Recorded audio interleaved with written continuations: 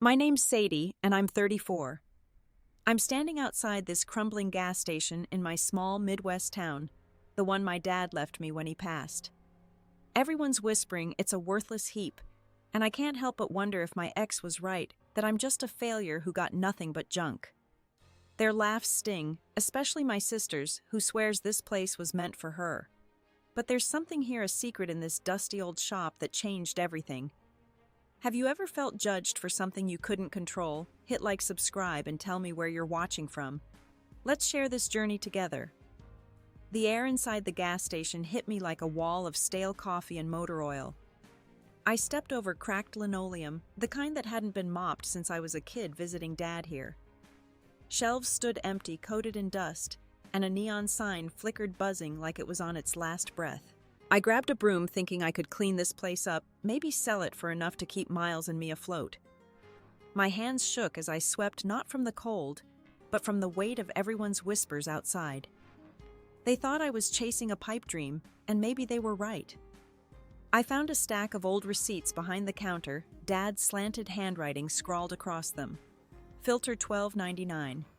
One read dated 10 years back. My throat tightened picturing him here hunched over the register, his flannel shirt smelling of grease. He'd always let me count the change, calling me his little accountant. Those memories felt like a lifeline, but they didn't solve the mess I was in now. I stuffed the receipts in my pocket, hoping for a clue, anything to prove this place wasn't the junk everyone claimed. The door slammed open and my sister Giselle stormed in her heels, clicking like gunfire. Her face was all sharp angles, eyes blazing with something I hadn't seen since we were teens fighting over Dad's attention. "You're really doing this," she spat, gesturing at the broom. "Playing house in Dad's trash heap. You know this was supposed to be mine." I gripped the broom tighter, my knuckles whitening. "He left it to me, Giselle. I didn't ask for it." My voice came out smaller than I wanted, like I was 16 again, shrinking under her glare. She stepped closer, her perfume sharp and expensive, nothing like the thrift store scent of my sweater. "Don't act innocent," she said, her voice low, cutting. "You were always his favorite, the quiet one he pitied." "But I have proof." She pulled a folded paper from her purse, holding it like a weapon. My stomach twisted as she unfolded it, revealing Dad's handwriting neater than the receipts dated just a month before he died. "He wrote this to me," she said. "Said the station was mine, that I'd make something of it. Not you, Sadie. You're just stealing what's rightfully mine." I stared at the letter, the words blurring as my pulse hammered. Dad's signature was there, unmistakable, looping like it did on my old birthday cards. "This can't be real," I whispered. But doubt crept in, cold and heavy. Had I misread him all those years? Was I the fool everyone thought, clinging to a gift that wasn't even meant for me? Giselle smirked, folding the letter away. "You'll see. I'm not letting you ruin this." She turned to leave, but not before Ray, Dad's old mechanic, shuffled in from the back. His grease-stained overalls hung loose, and his eyes flicked to Giselle like they shared a secret. "She's right, Sadie," he said, his voice gruff. "This place ain't worth the dirt it's built on. Sell it and move on. You're wasting your time." His words landed like a slap. Ray had been Dad's shadow, fixing pumps and cracking jokes while I played nearby as a kid. Now he stood against me, siding with Giselle. I wanted to scream, to demand why he'd turn on me, but my throat locked up. Instead, I turned back to the counter, pretending to sort receipts, my hands trembling. Alone again, I sank to the floor, the broom clattering beside me. The letter's words burned in my mind, each one a crack in the trust I'd held for Dad. Had he really promised her the station? Had he seen me as the lesser daughter, too soft to carry his legacy? I reached under the counter, desperate for something to hold on to, and my fingers brushed a small lockbox, cold and heavy. I pried it open, finding a single key taped inside. No label, no hint of what it unlocked. My heart raced, a flicker of hope battling the ache. What was Dad hiding, and why did it feel like everyone but me knew the truth? I clutched the key, its edges biting into my palm, and stood up, brushing dust off my jeans. The station felt smaller now, like the walls were closing in, mocking me with their silence. I wandered to the old cash register, its buttons faded from years of use, and started rifling through drawers hoping for answers. All I found were chewed-up pencils and a half-empty pack of gum, the kind Dad used to slip me when Mom wasn't looking. No clues, just more reminders of a past that felt like a lie. The bell above the door jingled and I flinched, half expecting Giselle again. Instead, it was Beth, my old friend from high school, carrying a paper bag from her diner. Her smile was warm, but her eyes darted around the station, taking in the mess. "Brought you some coffee and a sandwich," she said, setting the bag on the counter. "Figured you'd be here all day trying to fix this situation." I forced a smile, but my chest ached. Beth had always been kind, but her hesitation said she'd heard the town's gossip. "Thanks," I mumbled, unwrapping the sandwich. The bread smelled fresh, but my appetite was gone. "It's just temporary. I'll sell this place soon, get things back on track for Miles." Beth nodded, leaning against the counter. "I heard about Giselle's letter. People at the diner won't shut up about it. They're saying—" She trailed off, picking at a loose thread on her apron, saying what I asked, my voice sharper than I meant. I set the sandwich down, my stomach churning. She sighed, meeting my eyes. "Some folks think you pushed your dad into changing his will. Caleb's been talking to, telling everyone you're in over your head that Miles deserves better." Her words were soft, but they cut deep, each one a fresh wound. I froze, my breath catching. Caleb. My ex-husband's name was a ghost that wouldn't leave me alone. He'd walked out 2 years ago, leaving me to pick up the pieces for Miles, and now he was poisoning the town against me. I pictured him at the bar, his new wife on his arm, spinning stories about my failures. "He doesn't get to say that," I said, my voice trembling. "He doesn't know us anymore." Beth reached out, touching my arm. "I know Sadie, but people listen to him. He's got that charm, you know." She paused, then added, "I believe you." "I do. But this town, they love a good story." I pulled away, turning to the window. Outside, a couple of locals passed by, glancing at the station with smirks. I felt exposed, like my life was a show for their entertainment. Beth's kindness was real, and her words confirmed what I feared. The town saw me as a joke, a divorced mom clinging to a rotting inheritance. And Caleb's lies made it worse. I walked to the back of the station, needing space, and found myself in the cramped office where Dad used to do his books. The desk was cluttered with faded invoices and a chipped coffee mug that said, "World's Okayest Boss."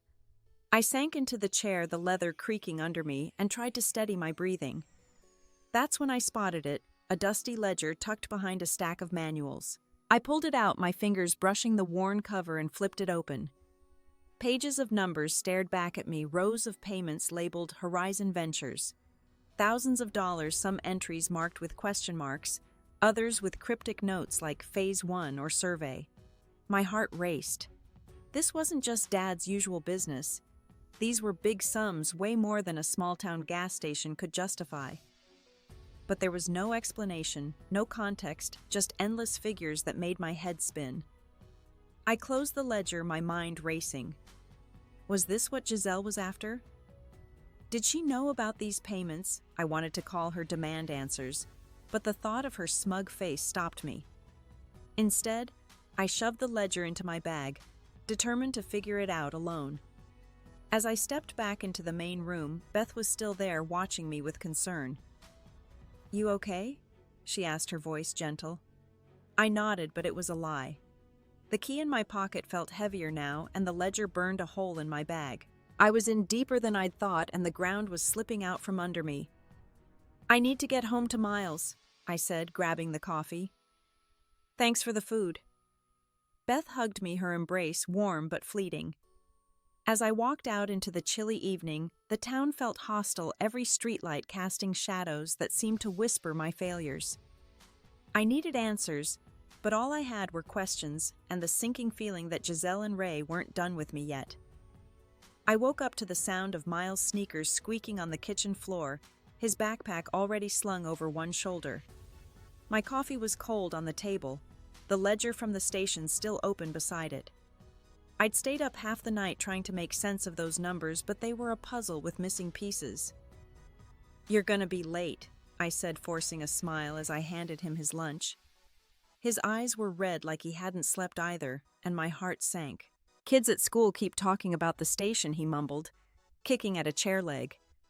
They say it's a dump and we're dumb for keeping it. His voice cracked and I wanted to pull him close, but he shrugged me off and headed for the door. I stood there gripping the counter, feeling like I'd failed him all over again. How was I supposed to shield him from this town's poison when I could barely shield myself? By noon I was back at the station, the ledger tucked under my arm. I needed answers, and I wasn't waiting for Giselle to make her next move. I drove to the only lawyer I could afford, Patricia, who worked out of a cramped office above the hardware store. Her desk was piled with files, and she looked at me with the kind of pity I was starting to hate. "This letter from your sister," she said, sliding a copy across the desk. "It's trouble. It's notarized, and it's dated close to your dad's passing. If Giselle pushes, she could tie this up in court for years." I stared at the letter, my stomach twisting. "I don't have years," I said, my voice tight. "I've got a kid to feed, bills piling up." "What do I do?" Patricia leaned back, her chair creaking. "You need proof your dad meant the station for you. Something concrete. Without it, Giselle's got a case and legal fees will bleed you dry." Her words were blunt like a door slamming shut. I left her office with a headache and no plan, the ledger feeling heavier in my hands. Back at the station, I tried to focus, sorting through old boxes in the storage room. That's when I heard the bell jingle and voices outside. I peeked through the grimy window and saw Giselle, her lawyer, at her side, talking to a small crowd of locals. She was all smiles, handing out coffee from Beth's diner, but her words carried through the glass. "Sadie's in over her head," she said loud enough for me to hear. "She's always been fragile. You know, Dad knew I'd handle this place right." My face burned and I gripped the box in my hands so hard the cardboard buckled. Fragile. She was rewriting my life, painting me as some broken thing to win their sympathy. The crowd nodded, some glancing at the station with smirks. I wanted to march out there, scream that she was lying, but my feet wouldn't move. I was stuck watching my own sister tear me apart. I turned away, my chest tight, and started unpacking the box, desperate for a distraction. That's when I found it, a yellowed envelope with my name scrawled in Dad's handwriting. My hands shook as I opened it, pulling out a single sheet of paper. It was a note dated years ago before he got sick. "Sadie," it read, "you're stronger than you know. This station's your future. Don't let anyone take it." Tears stung my eyes, but they weren't from relief. The note was proof maybe, but it was vague, no match for Giselle's notarized letter. Worse, it reminded me of all the times Dad had pushed me aside, praising Giselle's ambition while I stayed quiet, loyal and visible. Had he really believed in me, or was this just another empty promise? I shoved the note in my pocket, my anger flaring. The door swung open, and Giselle stepped inside, alone this time. Her smile was gone, replaced by a cold stare. "You're still here digging through trash," she said, glancing at the boxes. "Give it up, Sadie. I'm filing tomorrow. This station's mine and you know it."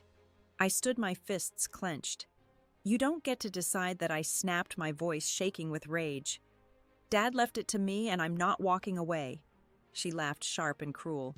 "You're pathetic, clinging to a dead man's mistake. You'll lose everything, and Miles will pay for it." Her words hit like a punch, and I stepped toward her, my heart pounding. "Don't you dare bring my son into this," I said, my voice low, dangerous. Giselle's eyes widened, but she didn't back down. We stood there inches apart, the air between us crackling with years of unspoken resentment. I didn't know what I'd do next, but I knew I wasn't letting her win. Giselle's eyes narrowed, but she didn't flinch. "You're making a fool of yourself," she said, her voice icy. "And Miles will suffer for it." She turned and walked out, the bell clanging behind her. I stood frozen, my breath shallow, her words looping in my head. Miles. My son caught in this mess I couldn't escape. I sank onto a stool, the station's silence pressing against me, heavy as a storm cloud.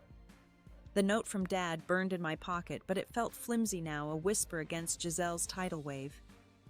I drove home, the ledger and note stuffed in my bag, my mind a tangle of rage and doubt. Miles was at a friend's house, and the quiet of our small rental hit me hard. I poured a glass of water, my hands unsteady, and sat at the kitchen table staring at the ledger's cryptic entries. Horizon Ventures. Big payments. No answers. I wanted to scream to tear the pages apart, but I just sat there numb, the weight of it all crushing me. The phone rang, shattering the stillness. It was the school. My heart lurched as the principal's voice came through, calm but firm. "Miles got into a fight today," she said. "He's okay, but he's upset. Said something about kids teasing him over your gas station. Can you come pick him up?" I mumbled a reply, grabbed my keys, and drove to the school, my pulse racing. The playground was empty, the swings creaking in the wind. Inside, Miles sat in the office, his hoodie pulled tight over his head, a bruise blooming on his cheek. "What happened?" I asked, kneeling beside him, my voice softer than I felt. He wouldn't look at me. "They called you a loser," he muttered. "Said we're poor because you're fighting Aunt Giselle over garbage." I told them to shut up, and he trailed off, his hands balled into fists. I reached for him, but he pulled away, his eyes wet. "Why can't you just give it up, Mom? Why is it so important?" His words cut deeper than Giselle's. I opened my mouth, but nothing came out. How could I explain the note, the ledger, the hope I was clinging to when I didn't even understand it myself? "I'm trying to fix this," I said finally, my voice cracking. "For us." He didn't answer, just stared at the floor as we drove home. The silence between us was worse than any argument. I kept seeing his bruised face, his anger, and it twisted something inside me. Was I doing this for him, or was I just too stubborn to let Giselle win? Back at the house, I tucked Miles into bed. His small frame curled under the blankets. I sat on the couch, the ledger open again, but my eyes kept drifting to a photo on the shelf, me, Miles, and Dad at the county fair years ago. Dad's arm was around Giselle, not me, her smile wide and confident. I'd always been the shadow, the one who didn't shine. Now even his note felt like a cruel joke, promising strength I didn't have. I decided to confront Ray. He'd worked with Dad for years. He had to know something about the ledger. I drove back to the station, the night air cold against my skin. The place was dark, but Ray's truck was parked out back. I found him in the garage, tinkering with an old pump, his hands black with grease. "Ray," I said, holding up the ledger. "What's this Horizon Ventures, all these payments? What was Dad into?" He barely glanced at me, wiping his hands on a rag. "Your dad was a dreamer, Sadie. Always chasing big ideas that went nowhere. Those deals, probably some scam he fell for. Let it go." His voice was flat, but his eyes flicked to the ledger, a quick, nervous twitch that didn't match his words. "Stop lying," I snapped, stepping closer. "You know something. Why's Giselle so desperate for this place? What's in it?" He laughed, a harsh sound that echoed in the garage. "You're grasping at straws. This station's nothing but a money pit. You want to know the truth? Your dad was a fool, and you're following in his footsteps." His words were a blade slicing through the last of my restraint. I wanted to shake him, to demand the truth, but the way he avoided my gaze told me he was hiding something. I stormed out, the ledger clutched to my chest, my anger boiling over. Ray's lies, Giselle's threats, Miles's pain. They were all closing in, and I was drowning. I got in my car, slamming the door, and gripped the steering wheel, my knuckles white. Something was wrong, bigger than I'd imagined, and I was running out of time to figure it out. The next morning, I woke with a fire in my chest. Ray's smug face burned into my mind. I couldn't sit still, couldn't let his lies bury me. I dropped Miles at school, avoiding his quiet gaze, and headed straight to the town hall. Giselle's lawyer had called a meeting to discuss the station, and I wasn't invited, but I wasn't staying away either. The air was crisp, the kind of fall morning that usually felt hopeful, but today it just made my skin prickle with dread. Inside the meeting room was packed, folding chairs filled with familiar faces from church, the diner, the grocery store. Giselle stood at the front, her tailored blazer a stark contrast to my worn jacket. She was mid-sentence, her voice smooth as she spun her story. "My sister's struggling," she said, her eyes scanning the crowd, "and it's clouding her judgment. Dad wanted this station to thrive, not to be a burden." I slipped into the back, my pulse hammering. The room turned to look at me, whispers rippling like a wave. I caught Beth's eye, but she looked away, her hands twisting in her lap. Then Giselle saw me and her smile tightened. "Sadie," she said, her tone dripping with false concern. "I'm glad you're here. We're just discussing what's best for everyone." "Best for you, you mean?" I said, my voice louder than I'd planned. The room went quiet and I felt every stare like a spotlight. I stepped forward, my bag heavy with the ledger and Dad's note. "You're lying about Dad about me. You don't care about this town or his legacy. You just want the station for yourself." Giselle's face hardened, but she didn't miss a beat. "That's not true," she said, turning to the crowd. "Sadie's been through a lot with her divorce and all. Caleb's told me how unstable she's been, how she's neglected Miles. It's sad, really." My breath caught her words slicing through me. She'd dragged Caleb into this, weaponizing my past in front of everyone. Murmurs spread, heads nodding, and I saw the judgment in their eyes. I wanted to run to hide, but my feet were rooted to the floor. "That's a lie," I said, my voice shaking. "You don't know anything about my life." "Oh, I know enough," Giselle said, stepping closer, her voice low but carrying. "Caleb told me about the late nights, the missed school events, how you fell apart after he left. You can't even handle being a mom, let alone this station." The room spun my chest so tight I could barely breathe. She was tearing me apart piece by piece, and the worst part was the truth in her words. I had struggled, had missed moments with Miles, had cried myself to sleep too many times. But hearing it twisted like this in front of everyone was unbearable. A man in the corner caught my eye, older with a weathered face and a notebook in his lap. He was scribbling, watching me intently, and something about him felt familiar, like a shadow from another life. I shook it off my focus, snapping back to Giselle. "You're wrong," I said. But my voice was weak, drowned by the crowd's whispers. I turned and left my legs shaky, the cold air hitting me as I stumbled outside. I drove to the station, my hands trembling on the wheel, and locked myself inside. The ledger sat on the counter, but I ignored it, heading straight for the back room. Ray's nervous glance last night had stuck with me, and I was done waiting for answers. The back room was a mess, crates stacked haphazardly, cobwebs clinging to the corners. I started searching, shoving boxes aside, my anger fueling me. That's when I found a panel in the wall, slightly ajar, with a lock that matched the key from the lockbox. My heart raced as I pulled the key from my pocket, its weight suddenly monumental. I inserted it, the lock clicking open with a soft thud. Inside was a small safe, its door heavy and rusted. I tugged it open, my breath catching as papers spilled out, along with a folded letter in Dad's handwriting. I unfolded it, my eyes scanning the words. "Sadie, this is yours. I'm sorry I didn't tell you sooner. The land's worth millions. Trust yourself." I sank to the floor, the papers trembling in my hands. Land worth millions. It didn't make sense, but the numbers matched the ledger's cryptic entries. My mind raced, piecing it together. Horizon Ventures, the payments, the stranger at the meeting. Was this what Giselle was after? Had Dad hidden this from everyone, even me? Before I could process it, the door to the back room swung open. Ray stood there, his face pale, a crowbar in his hand. "You shouldn't be here," he said, his voice low, dangerous. "You don't know what you're messing with." My heart stopped, the papers clutched to my chest.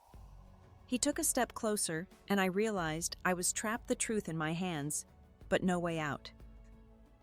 Ray's eyes locked on the papers in my hands, his grip tightening on the crowbar. My throat went dry, the air in the back room thick with dust and tension. "Put those down, Sadie," he said, his voice a low growl. "You're in over your head." I scrambled to my feet, clutching the documents, my back pressed against the wall. The safe gaped open behind me, its secrets spilled, but Ray's presence felt like a trap snapping shut. "I know about the land," I said, my voice unsteady but defiant. "Millions, Ray. Dad hid it, and you're helping Giselle steal it." My words were a gamble, but I needed to see his reaction. His face twitched, a flash of guilt, but then he laughed, cold and hollow. "You think you've got it all figured out?" he said, stepping closer. "Your dad was a dreamer, but he trusted the wrong people. I'm just cleaning up his mess." He raised the crowbar slightly, not swinging, but the threat was clear. My heart pounded, my mind racing for a way out, but the room was small, the door behind him. Before I could move, a small voice cut through the air. Mom Miles stood in the doorway, his backpack dangling from one hand, his eyes wide with fear. My stomach dropped. He wasn't supposed to be here. I'd told him to stay at Beth's after school.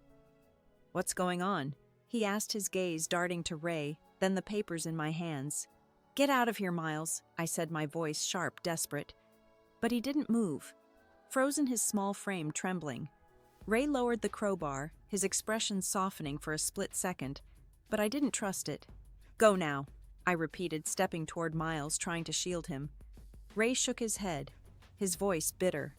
"You're dragging your kid into this. You're worse than your dad." He turned to Miles, his tone mocking. "Your mom's chasing ghosts, kid. This place is nothing but trouble." Miles's face crumpled, and I saw the hurt in his eyes, the same hurt from the school fight, from the town's gossip.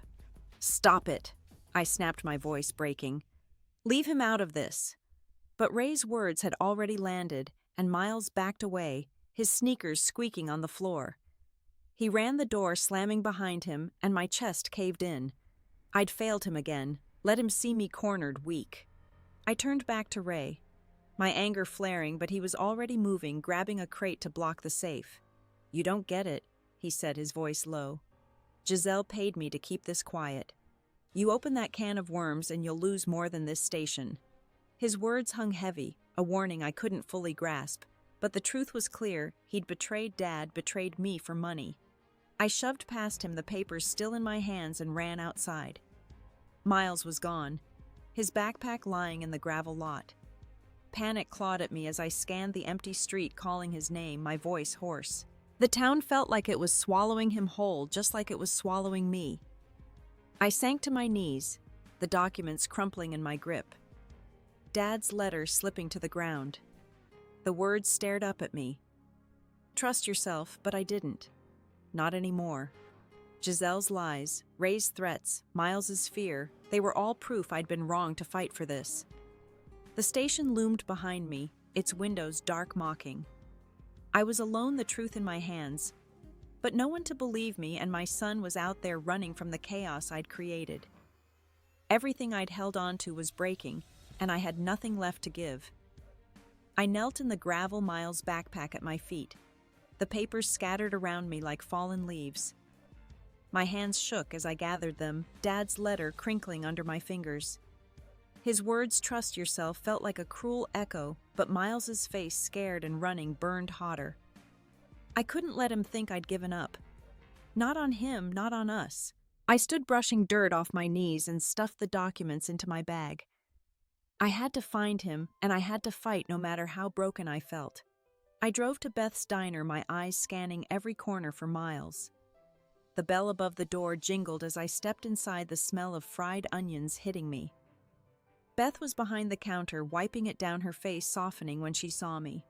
"Sadie, you okay?" she asked, setting the rag aside.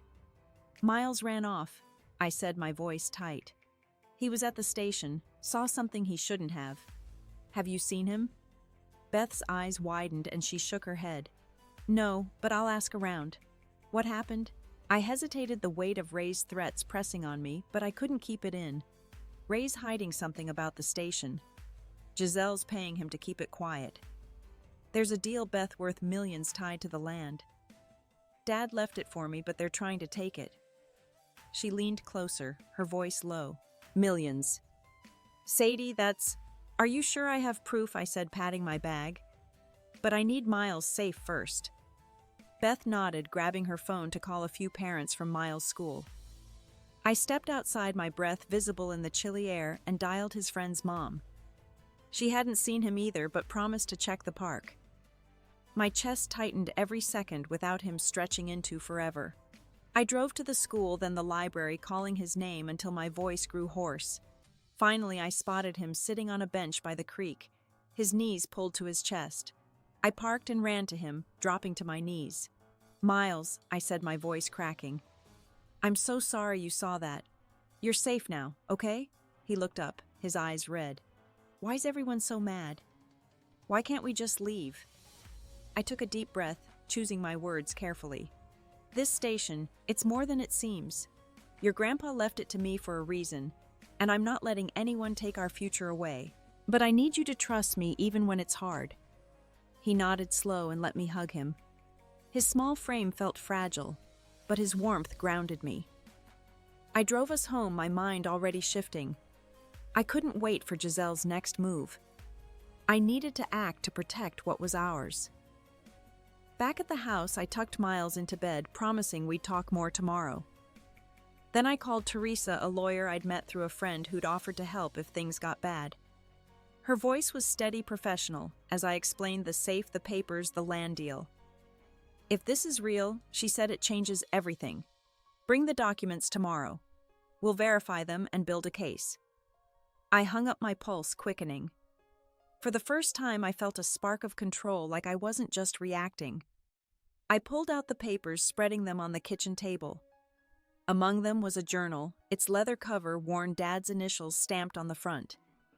I hadn't noticed it in the chaos. I opened it, my eyes catching a passage dated a year before he died. Sadie's the one he wrote. Giselle wants the spotlight, but Sadie's got the heart. The land's her legacy if she can find the strength to claim it. I should have told her sooner. My throat tightened, tears blurring the ink. He'd seen me, really seen me, in a way I'd never felt. The doubt that had choked me for weeks loosened just a little. I wasn't ready to forgive him for his distance, but I was ready to fight for what he'd left me. I tucked the journal away, my resolve hardening. Giselle thought she'd won, but she didn't know me, not really. I was done being the shadow. I grabbed my coat, the night still young. I needed to see Teresa now to start this fight before Giselle could strike again. As I stepped outside, the stars were sharp against the sky, and for the first time in weeks, I felt something solid under my feet, a strength I hadn't known I had. I drove through the quiet town, the streets empty under the glow of streetlights. Teresa's office was a small brick building, its windows dark, but I'd texted her and she'd agreed to meet me. My bag sat heavy on the passenger seat, the journal and papers inside feeling like a lifeline.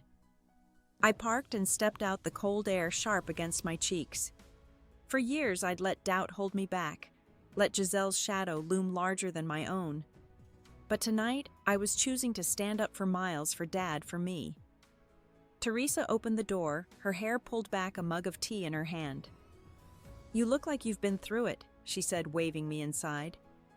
Her office smelled of old books and lavender, a stark contrast to the station's grit. I set the papers on her desk, the journal on top, and started talking, my words spilling out faster than I could control. I told her about the safe Ray's threats, Giselle's lies, and the land deal that could change everything. She flipped through the documents, her brow furrowing as she read. "This is big, Sadie," she said, tapping a page. "Horizon Ventures is a real estate firm. These contracts suggest your dad secured a deal for the land under the station tied to a highway project. If it's legit, it's worth millions, and you're named as the beneficiary." I leaned forward, my heart racing. "So it's real. Giselle can't take it."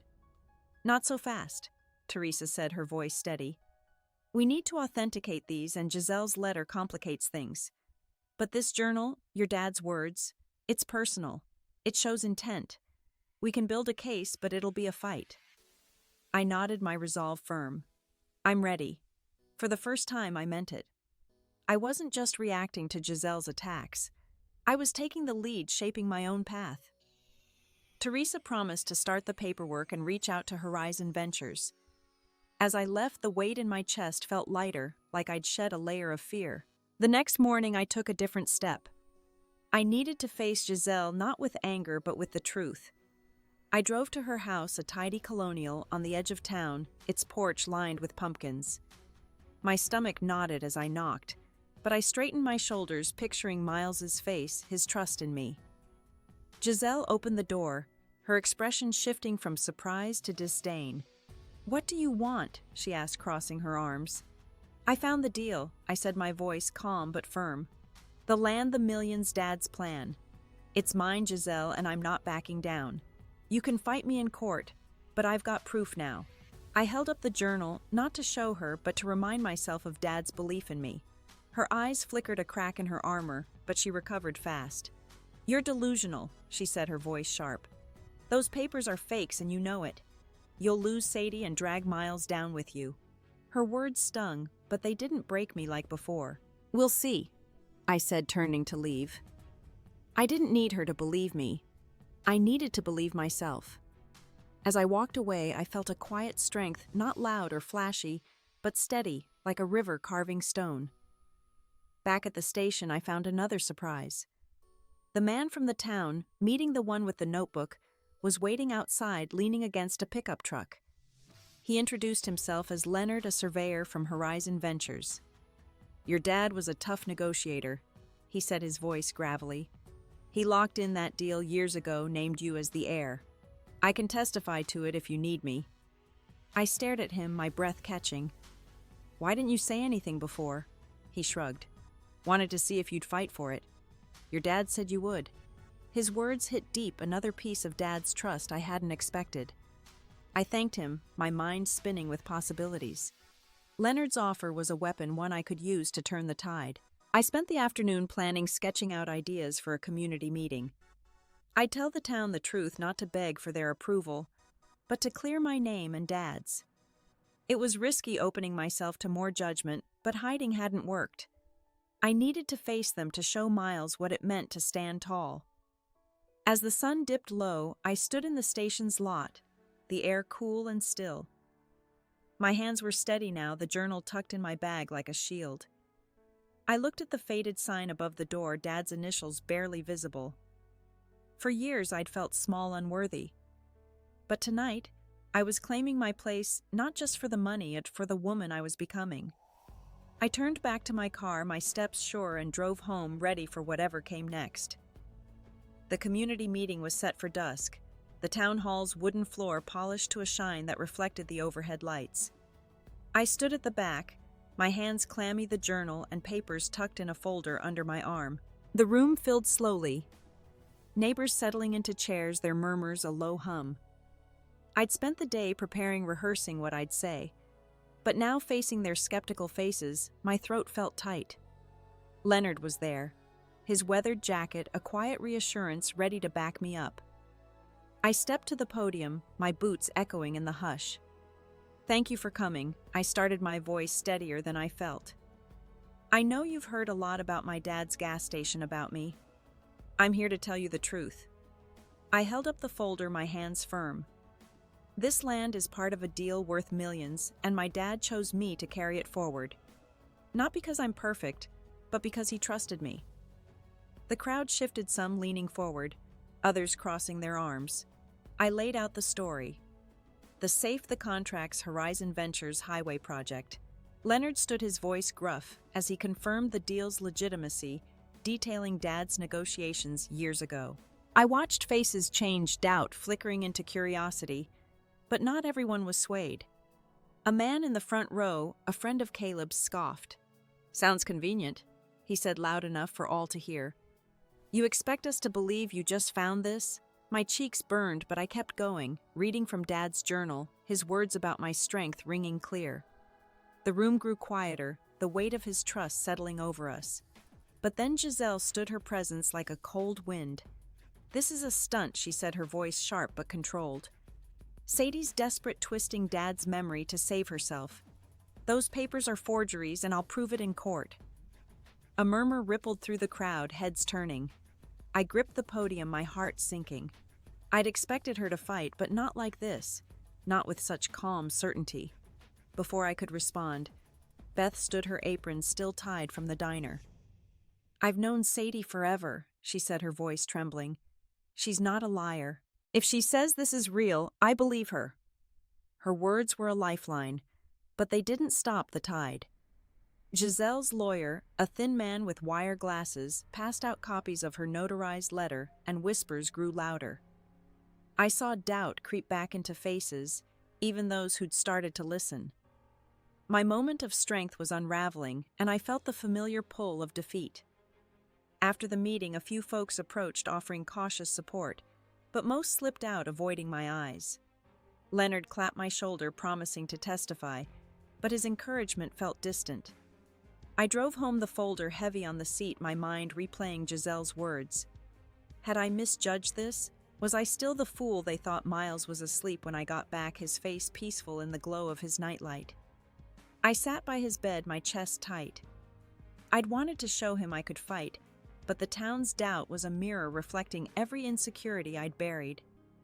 I pulled out the journal, flipping to a new page I hadn't read. Sadie's quiet, but she's got fire, Dad wrote. She'll surprise them all. I closed the book, my eyes stinging.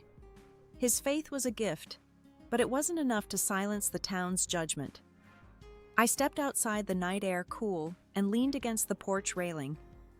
The stars were faint, clouded by the town's lights, and I felt stuck, caught between the truth I'd found and the fight I wasn't sure I could win. Giselle's calm certainty at the meeting haunted me, her words, a wall I couldn't climb. I was moving forward, but the ground beneath me was crumbling, and I didn't know how to keep standing. The morning after the meeting, I woke to a voicemail from Caleb. His voice was smooth, practiced, like he was selling something. Sadie heard about your big speech. Let's talk. I could help with the station, take some pressure off. For Miles' sake. I deleted it, my jaw tight. He didn't care about Miles. He wanted a piece of the deal now that it smelled like money. I stood in the kitchen, the coffee maker hissing, and felt a flicker of disgust, not just for him, but for the part of me that once believed his promises. I headed to the station, needing to keep moving. The gravel crunched under my boots, the air heavy with the scent of damp leaves. Inside, I started organizing the counter, stacking old invoices, anything to feel in control. That's when the door opened and Ray walked in, his overalls clean, for once his face unreadable. I froze my hand on a stack of papers, expecting another fight. I heard what you said last night, he said, his voice low, almost reluctant. About the land, your dad's plan. He paused, rubbing the back of his neck. I didn't think you had it in you. I stared at him, my pulse quickening. What do you want, Ray? My tone was sharp, but inside I braced for another blow. He looked away, his eyes landing on the old coffee pot in the corner. I was wrong about you, he said finally. Giselle paid me to keep quiet about the safe, but it wasn't just her. Your dad asked me to watch out for you, to make sure you found it when you were ready. I thought you'd give up. His words hit like a slow bruise, spreading pain I didn't expect. Dad had trusted Ray to guide me, but Ray had chosen Giselle's money instead. I wanted to scream, to demand why he'd betrayed us both, but my voice came out quiet. You let me think I was alone. Ray nodded, his shoulders slumping. I'm sorry, Sadie. I'll talk to your lawyer, tell her what I know. He turned to leave, but his apology hung in the air, heavy and useless. I stood there, the invoices forgotten, my chest aching with the weight of his regret and my own. By afternoon, I met Teresa at her office, handing over Ray's name as a witness. She was optimistic, her pen scratching notes as she planned our next steps. With Leonard and Ray, we've got a shot, she said. But Giselle's not done. She's pushing for a quick hearing. I nodded, my mind elsewhere, replaying Ray's confession. It should have felt like a win, but it only deepened the ache. Dad's trust had been there, but twisted by others' choices. When I picked Miles up from school, he was quiet, his backpack slung low. People are talking about you, he said as we drove home. They say you're fighting Aunt Giselle for a fortune. Is it true? I glanced at him, his small face searching mine. It's true, I said, keeping my voice even. But it's not just about money. It's about what your grandpa wanted for us. He looked out the window, his silence louder than words. I wanted to tell him everything: Ray's betrayal, Dad's journal, the land's promise, but he was too young for that weight. Instead, I felt the gap between us widen, his trust fraying under the town's scrutiny. That evening, I walked to the station alone, the sky bruised with clouds. The lot was empty, the pumps standing like sentinels. I unlocked the door and stepped inside, the familiar smell of oil and dust wrapping around me. On the counter was a note slipped through the mail slot. No signature. You're tearing this town apart, it read. Let it go. I crumpled it, my hands shaking, and sank onto the stool. The station felt like a cage, its walls holding every doubt I'd fought to bury. Ray's apology. Caleb's opportunism, the town's judgment, they were all threads in a net pulling tighter. I'd stood up, spoken my truth, but the cost was this: a town divided, my son distant, and a fight that felt bigger than me. I folded my arms on the counter, my forehead resting against them, and let the silence swallow me heavy and unbroken. The station looked different in the morning light, its faded paint softened by the glow filtering through the pines. I stood in the lot, a bucket of whitewash at my feet, a paintbrush in my hand. I'd woken with a quiet urge to start fresh, to make this place ours, not just Dad's shadow. Miles was at my side, a smaller brush in his hand, his sleeves rolled up. "We're making it pretty?" he asked, squinting up at me. "Something like that," I said, dipping my brush. "We're making it home." My voice was soft, but the words felt solid, like stones settling into place. We painted in silence, the rhythmic swish of bristles, calming the ache that had clung to me since the meeting. The town's judgment, Giselle's threats. They hadn't vanished, but they felt farther away, like a storm that had passed. Inside, we tackled the walls, covering years of grime with clean strokes. I'd brought a radio, and soft country tunes filled the space, mingling with the scent of fresh paint. Miles hummed along, his small frame moving with purpose. I watched him, my chest warm. He'd been so quiet lately, carrying my battles in his own way, but today he seemed lighter, like a kid again. We took a break, sitting on the floor with a thermos of hot chocolate.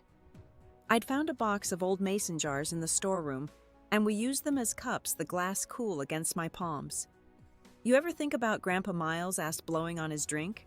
His question caught me off guard, simple but heavy. "All the time," I said, leaning back against the wall. "He wasn't perfect, you know. He worked too much, missed a lot. But he loved us even when he didn't show it right." I paused, picturing Dad's calloused hands, his rare smiles.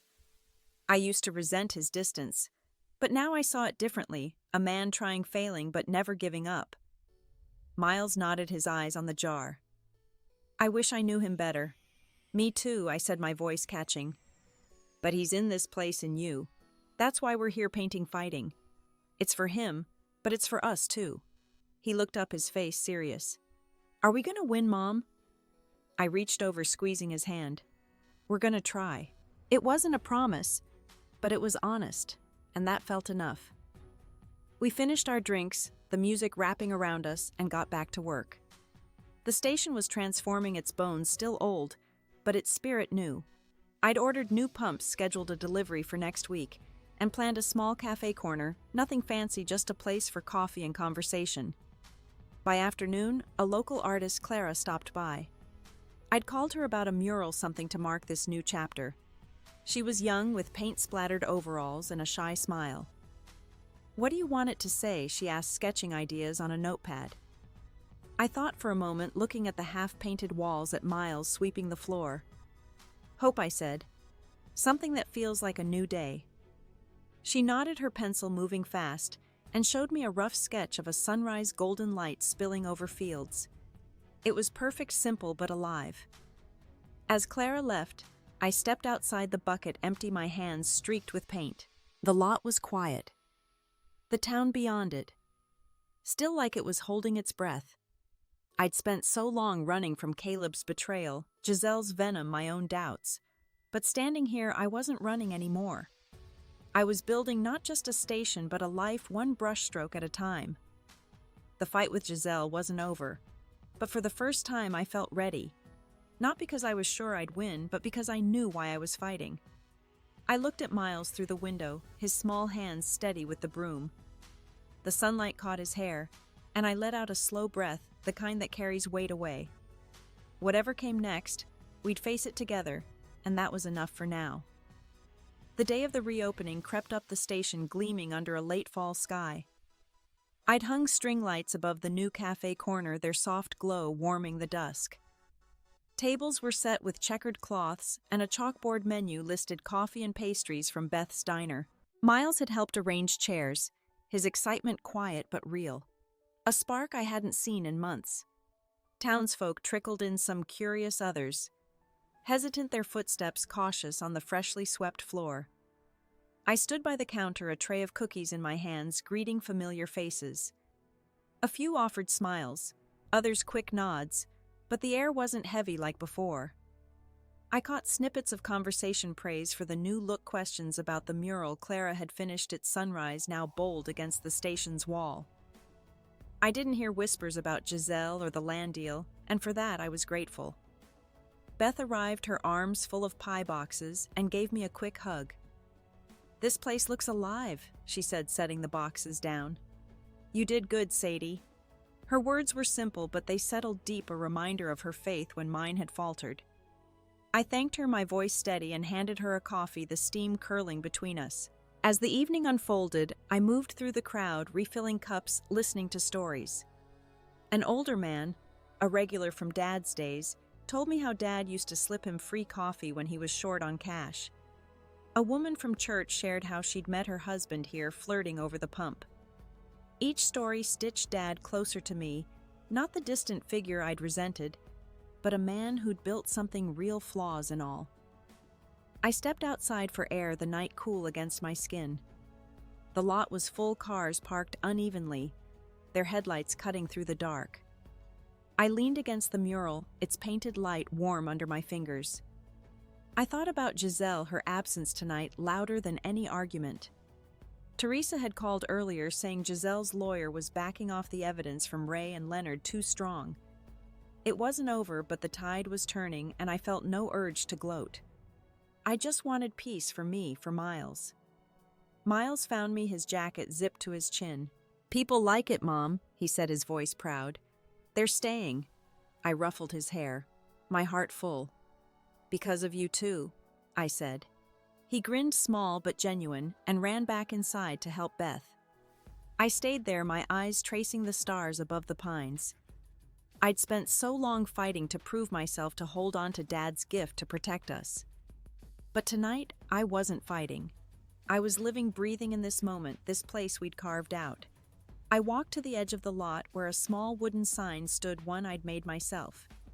It read, "Open for good," the letters uneven but clear.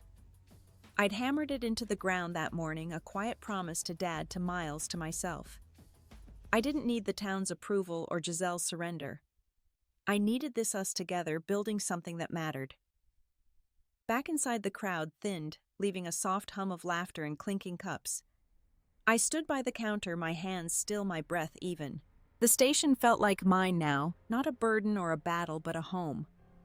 I looked at the mural through the window, its glow steady, and let the weight of the past slip away, light as a leaf on the wind. Winter settled over the town, dusting the station's lot with frost. I'd wake early now, before the sun, to brew coffee and set out muffins in the cafe corner. The station hummed with life truckers stopping for gas, locals lingering over cups, their chatter a soft rhythm. I'd hired a part-time cashier, a shy girl named Lila, and Miles helped after school, wiping tables with a focus that made me smile. This routine, simple as it was, felt like a gift, something I'd built from the ashes of doubt. The land deal was finalized last month. Teresa worked magic, and with Leonard's testimony, the contracts held up. I sold the rights to Horizon Ventures, keeping the station itself. The money went into a trust for Miles' future, with some set aside for a community fund, books for the library, a new playground. I didn't need to be a hero. I just wanted to give back, to make this place better than it was. Mornings were my favorite when the world was still quiet. I'd sit on a stool by the window, a notebook open, jotting down ideas for the station, a book swap shelf, maybe a music night. I wasn't chasing grand dreams, just small ones, the kind that fit our life. I'd catch my reflection in the glass. My face softer now, the lines of worry smoothed by time. I wasn't the same woman who'd stood here months ago, trembling under the town's stares. One afternoon, I found a letter in the mailbox, my name written in Giselle's sharp handwriting. I opened it, my hands steady, expecting a fight. Instead, it was short, almost fragile. "I was wrong," she wrote. "I'm not ready to talk, but I'm sorry." I read it twice, then folded it away. I didn't feel triumph, just a quiet ache. Maybe one day we'd find a way back, but for now, I let her go. The weight of her anger no longer mine to carry. Miles and I started a new habit, walking to the creek on Sundays. We'd toss pebbles into the water, watching ripples spread. He'd talk about school, his friends, the robot he wanted to build. I listened, really listened, and felt the gap between us close stitch by stitch. I'd tell him stories not about Dad or the station, but about me, mistakes I'd made, dreams I'd tucked away. He'd nod, his eyes bright, and I saw him growing into someone stronger than I'd been at his age. The station became a hub not just for gas or coffee, but for moments. A woman stopped by once, her car broken down, and we talked for hours about starting over. She left with a full tank and a smile, and I felt a spark of purpose. I wasn't fixing the world, but I was here, showing up, and that was enough. I started writing again, something I hadn't done since high school. Just fragments, thoughts about resilience, about finding light in hard places. I kept them in a drawer, not ready to share, but the act of writing grounded me, like planting seeds for a season I couldn't yet see. I'd sit by the counter after closing the station, dark except for a single lamp, and let the words flow, my heart open in a way it hadn't been before. One evening, I locked up and stepped outside, the air sharp with coming snow. The station stood quiet, its sign glowing softly. I walked to the edge of the lot, my boots crunching on frost, and looked out at the fields beyond. They were empty now, but they held a promise one Dad had seen and trusted me to carry. I breathed out my breath, a faint cloud, and felt the past settle, not gone, but at rest. One crisp morning, I found an old tin box in the station's attic, tucked behind a crate of forgotten tools. It was rusted, the lid stuck, but I pried it open, revealing a stack of faded postcards. They were from Dad's road trips, sent to my grandma years ago, each one scribbled with his thoughts. One caught my eye, a picture of a desert sunset. His handwriting small but clear, life's not about winning, it's about showing up even when it hurts. I held it, my fingers tracing the words, and felt him closer than I had in years. I started carrying that postcard in my pocket, a quiet reminder. It wasn't just about Dad. It was about me, about the days I'd shown up through Caleb's betrayal, Giselle's venom, the town's whispers. I'd learned something in those moments, something sharper than anger or fear. Strength isn't loud or flashy. It's the choice to keep going, to stand in your truth even when no one claps. I saw it in Miles too. He'd taken to fixing bikes for kids in the neighborhood, his hands steady with a wrench, his laugh brighter. One evening he showed me a beat-up cycle he'd patched together, its frame scuffed but solid. "It's not perfect," he said, "but it works." I nodded, my throat tight, seeing myself in his words. We weren't perfect either, but we were enough. Ray came by sometimes, not to work, but to sit and talk. He'd bring a thermos of coffee, and we'd share it, our words slow, careful. He told me about his own regrets, choices he'd made for money over loyalty. I didn't forgive him fully, not yet, but I listened, and that was a start. I was learning to let go of grudges, not for others, but for me, to make room for lighter things. The station kept growing small but steady. We added a bulletin board where folks pinned notes, job offers, lost dog flyers, thank yous. I read them sometimes after closing and felt a warmth, like I was part of something bigger. I wasn't chasing approval anymore. I was building connection, one small act at a time. That shift from proving to belonging changed how I saw myself. I wasn't the shadow daughter or the failed wife. I was Sadie, and that was enough. Looking back, I realized the real gift wasn't the land or the money. It was the breaking those moments when I thought I'd lost everything, only to find I had more to give. Pain strips you down, shows you what's real, your heart, your choices, the people who stay. I'd spent so long afraid of being seen, of being judged, but standing in my truth taught me that worth isn't what others think. It's what you know deep down when the world goes quiet. I keep that postcard on the counter now, next to a jar Miles made where folks drop notes about kindness they've seen.